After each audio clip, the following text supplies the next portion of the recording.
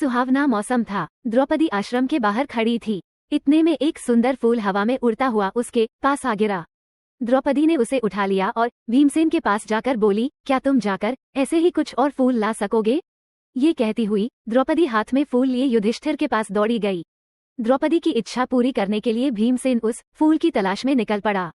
चलते चलते वह पहाड़ की घाटी में जा पहुंचा, जहां केले के पेड़ों का एक विशाल बगीचा लगा हुआ था।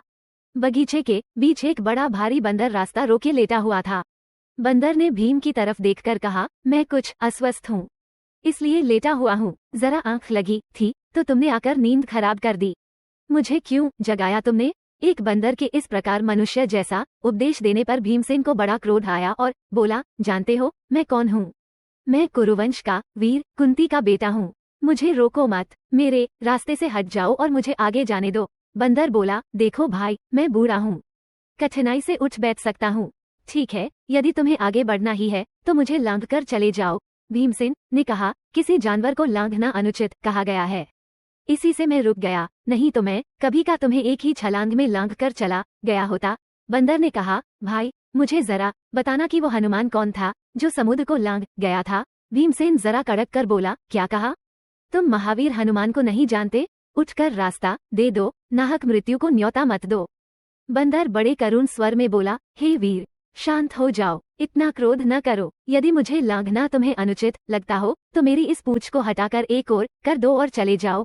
भीमसेन ने बंदर की पूंछ एक हाथ से पकड़ ली, लेकिन आश्चर्य, भीम ने पूंछ पकड़ तो ली पर वो उससे जरा भी नहीं हिली। उठने की तो कौन कहे। उसे बड़ा ताज्जुब होने लगा कि यह बात क्या है। उसने दोनों हाथों से पूंछ पकड़कर खूब जोर लगाया, किंतु पूंछ वैसी की वैसी ही धरी रही। भीम बड़ा लज्जित हुआ, उसका गर्व चूर हो गया। उसे बड़ा विस्मय होने लगा कि मुझसे अधिक ताकतवर ये कौन है। भीम के मन में बलिष्ठों के लिए बड़ी श्रद्धा थी। वो नम्र हो गया, बोला, मुझे क्षमा करें, आप कौन हैं? हनुमान ने कहा, हे पांडुवीर, हनुमान मैं ही हूँ, वानर श्रेष्ठ। मुझसे बढ़कर भाग्यवान और कौन होगा जो मुझे आपके दर्शन प्राप्त हुए। कहकर भीमसेन ने हनुमान को दंडवत प्रणाम किया। मारुति ने आशीर्वाद देते हुए कहा, भीम, युद्ध के समय तुम्हारे भाई अर्जुन के रथ पर उड़ने वाली ध्वजा पर मैं विद्यमान रहूंगा, विजय तुम्हारी ही होगी। इसके बाद हनुमान ने भीमसेन को पास के झरने में खिले हुए सुगंधित फूल दिखाए। फूलों को देखते ही भीमसेन को द्रौपदी का स्मरण हो आया। उसने जल्दी से फूल तोड़े और वेग से आश्रम की ओर लौट चला।